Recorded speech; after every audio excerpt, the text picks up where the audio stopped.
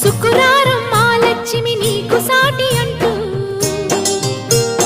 పట్టు చీర తెచ్చి బయట చుట్టమన్నాడు. సోమవారం జామురాతిరి తెల్ల చీర తెచ్చి మల్లె పూల కాపడాలు పెట్టమన్నాడు.